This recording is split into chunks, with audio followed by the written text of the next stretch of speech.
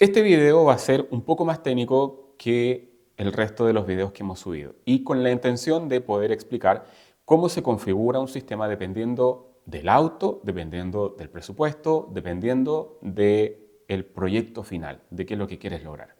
Entonces, vamos a partir con el sistema más básico, que en el fondo considera los tweeters y los midbus.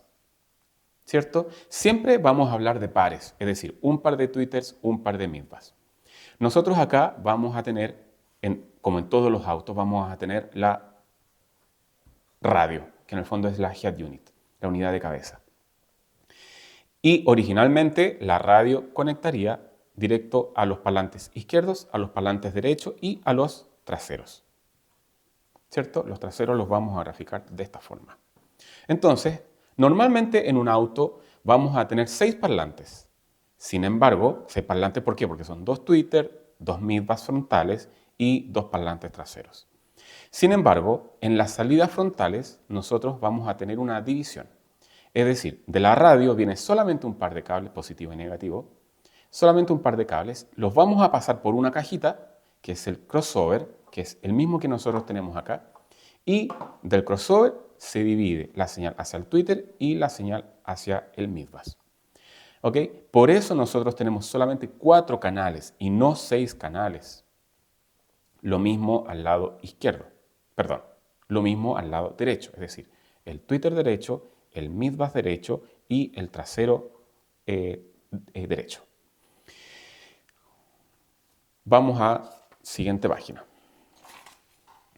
Entonces, ¿cómo se configuraría un sistema económico, pero de muy buen desempeño? Tenemos la misma radio,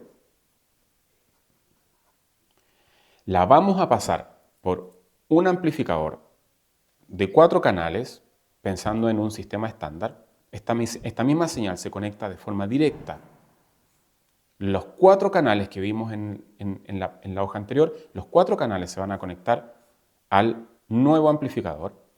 Y del nuevo amplificador van a salir las señales frontales y lo más probable es que usemos la señal de subwoofer. Entonces, las señales frontales, utilizando el mismo crossover, que es la cajita, pero atrás vamos a poner un subwoofer. Entonces, ¿por qué 4 canales? Tenemos 1, 2 y el 3 y 4 van en puente al subwoofer. ¿Para qué? Para que el amplificador en los canales 3 y 4 entregue más potencia. Suponiendo que el amplificador es de 100 por 4, por ejemplo. Entonces vamos a tener 100 RMS para el frontal izquierdo, 100 RMS para el frontal derecho. Sin embargo, estamos usando un divisor de frecuencias.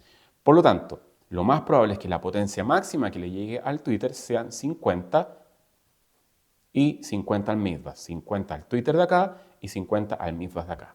Sin embargo, los canales 3 y 4, como los tenemos puenteados, no van a dar 200, porque no se multiplica exactamente por 2, depende del amplificador, de repente son 180 o de repente pueden ser 250 y siempre hablando de RMS. Entonces, a los parlantes vamos a entregar frontales, vamos a entregar 100 RMS a cada lado y 200, 250 RMS al subwoofer. Es una potencia estándar y suficiente para un oyente promedio. En un sistema un poco más avanzado vamos a tener exactamente la misma radio original, pero vamos a conectar lo siguiente. Vamos a utilizar un amplificador de 5 canales. ¿Y qué es lo que vamos a conectar en ese amplificador de 5 canales? Es un poquito más grande físicamente, dependiendo obviamente de la marca. Seguimos entrando con las 4 señales que tiene la radio. Este es un amplificador entonces de 5 canales, 5 channels, 5 channels. Vamos a ingresar con las mismas 4 señales de la radio original, pero este es un amplificador de 5 canales. ¿Y qué es lo que podríamos conectar acá? Vamos a conectar el mismo set frontal utilizando todavía el crossover para dividir las frecuencias. Vamos a conectar los traseros y vamos a conectar el subwoofer. Es decir, acá tenemos todavía el tweeter y el midbus. En el trasero vamos a seguir conectándolo y el quinto canal El canal impar va a ir conectado directo al subwoofer. Vamos a hacer el mismo ejemplo de los 100 RMS. Vamos a entregar los 100 RMS al frontal izquierdo, los 100 RMS al frontal derecho, los 100 al trasero izquierdo y los 100 al trasero derecho. Sin embargo, como es un amplificador pensado para que el quinto canal amplifique un subwoofer, lo más probable es que este amplificador entregue más potencia. Por ejemplo, en Glavin serían 360 RMS a 4 ohm. Otra de las alternativas en los planes básicos sería este, por ejemplo. Seguimos teniendo la radio original, pero vamos a conectar ahora un amplificador de 5 canales. ¿Y qué vamos a conectar acá? Primero, conectamos las señales de la radio que nosotros necesitemos. Pueden ser o 2 o 4. Puede ser frontal o trasero, por ejemplo. O puede ser solamente frontal y el amplificador hace la división para todos los canales. Depende del amplificador. Y acá, en este ejemplo, vamos a conectar los tweeters, los midbus y el subwoofer. Entonces, en este amplificador, que es de 5 canales, vamos a conectar un canal directo al tweeter, un canal directo al midbus y un canal directo al subwoofer. La precaución que hay que tener acá es al momento de sacar el crossover de la línea, porque si se acuerdan, en los planes anteriores nosotros teníamos el crossover, que acá ya no está. Sin embargo, necesitamos hacer el corte de frecuencia que hubiese hecho esta cajita, el crossover. Pero ¿cómo lo hacemos? El amplificador entonces tiene que tener esa función. Hay amplificadores que no la tienen, por lo tanto no sería compatible con este formato. Si fuera compatible, nosotros tendríamos que decirle al amplificador que solamente de 3000 Hz hacia arriba envíe a los tweeters y más o menos desde los 100 a los 3000 que envíe a los midbus y que más o menos hasta los 80 Hz envíe al subwoofer. Todo este corte de frecuencia debe estar incorporado dentro del amplificador. Si no lo tiene, no es compatible. Este es económicamente un plan un poquito más caro. ¿Por qué? Porque necesitamos 5 canales para solamente frontal y trasero. Si nosotros además quisiéramos amplificar los parlantes traseros, necesitaríamos 7 canales para poder entonces conectar los traseros acá. De esa forma, cada parlante queda conectado específicamente a una salida del amplificador. Es decir, si por ejemplo el amplificador tenía 100 RMS por 4 más, voy a inventar 400 RMS por 1, que es para el subwoofer, voy a estar alimentando los tweeters con 100 RMS, los midbus con 100 RMS, cada uno, es decir, el izquierdo y el derecho, el izquierdo y el derecho. Y el subwoofer va a ir directo con los 400 RMS. Si nosotros quisiéramos en este formato de amplificación de cada parlante independiente y quisiéramos conectar los traseros, entonces necesitaríamos 100 por 6 más, por ejemplo, 400 por 1. Y de esa forma podemos conectar los tweeters, los midbus frontales y los traseros. Y en este canal el subwoofer. Pasamos ahora a los planes intermedios. ¿Cómo se configuran los planes intermedios? Seguimos teniendo la radio original, pero en vez de conectar, como los anteriores, en vez de conectar directo un amplificador, vamos a poner en la línea un procesador, un nuevo intermediario. ¿Y qué es lo que hace este DSP? Este DSP, primero, que es prácticamente un computador en donde nos permite manipular un sinfín de señales que vienen desde la radio, todo esto a través de un cable USB al computador. Por lo tanto, a través de un software nosotros manipulamos la señal completa y tenemos un sinfín de parámetros para poder configurar. En otro video les puedo explicar qué es lo que podemos hacer a través del DSP. Este DSP es capaz de recibir un par de señales, 2 pares de señales, 6 pares de señales, dependiendo del procesador que estemos conectando. Y a pesar de, por ejemplo, tomar solamente un par de señales frontales, podemos salir hasta con 12 señales a los amplificadores. En este caso, bueno, hagámoslo simple y vamos a conectar, igual que en el anterior, una vía amplificación frontal más subwoofer. Este es el amplificador de 5 canales, igual que en el ejemplo anterior, y vamos a conectar los tweeter y los midbass, y el subwoofer en el canal impar. Entonces, suponiendo, por ejemplo, que en el caso anterior teníamos todos los cortes de frecuencia en el amplificador, en este amplificador no lo tenemos. Por lo tanto, necesitamos un dispositivo que haga el corte de frecuencia.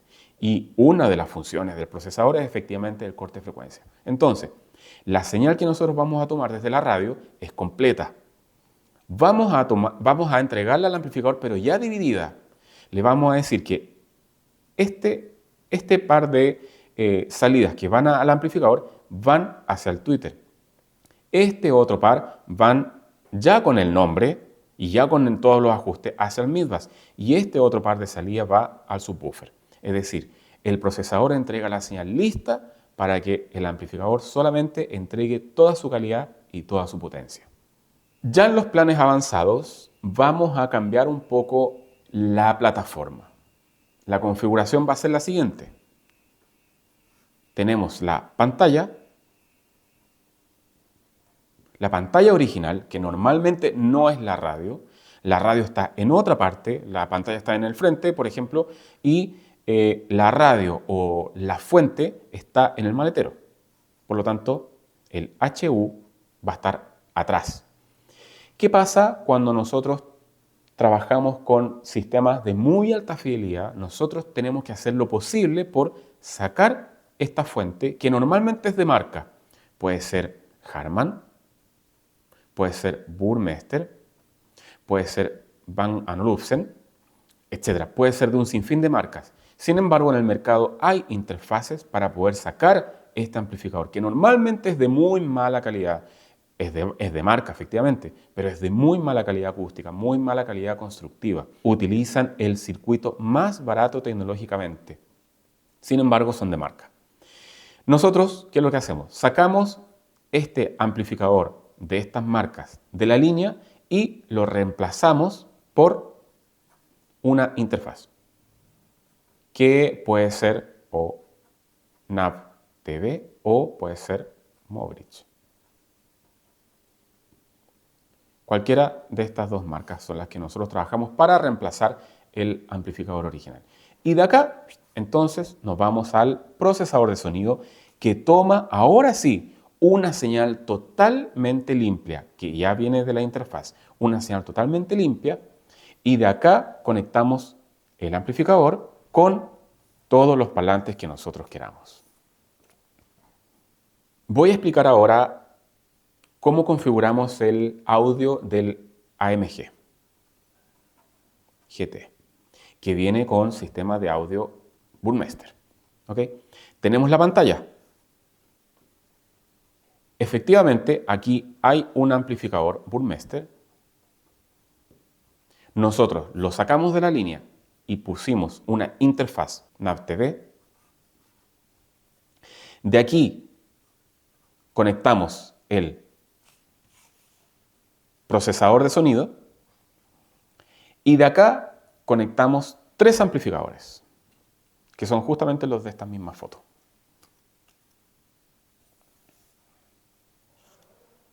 ¿Ok?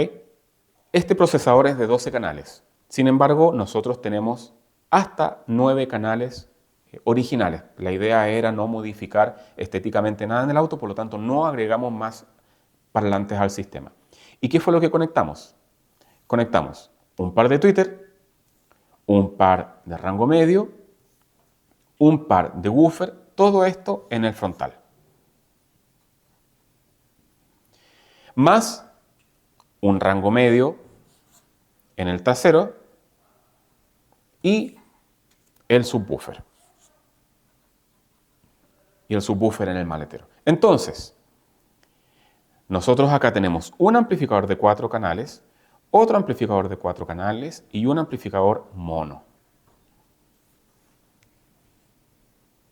¿Qué conectamos? Directo cada tweeter, cada medio, cada midbus, cada parlante trasero y el subwoofer. Acá tenemos los 8 canales que nos entregan estos amplificadores y acá tenemos el amplificador mono dedicado para el subwoofer. Voy a hablar acá un tema bastante más complejo, un tema altamente técnico. No voy a usar tecnicismos para que se entienda de forma muy fácil. Acá nosotros tenemos el eje. Vamos a graficar una onda sinusoidal, ¿ok?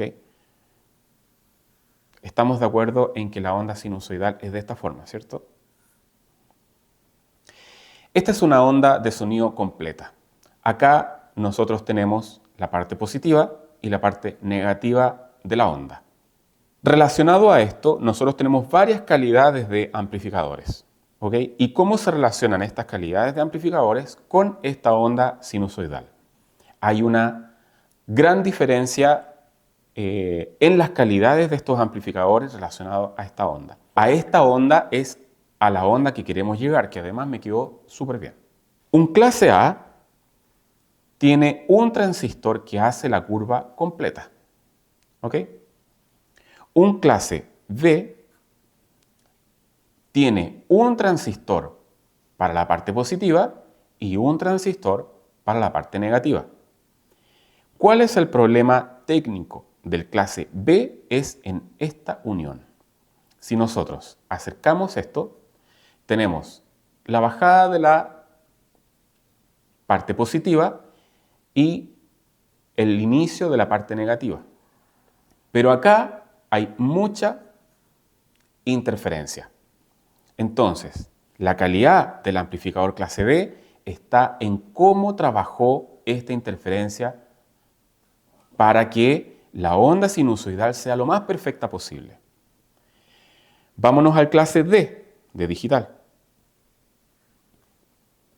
El clase D, al ser digital, no tiene una onda sinusoidal como nosotros la conocemos. No la tiene de esta forma tan redondita, sino que son ceros y unos. Por lo tanto, su onda es cuadrada.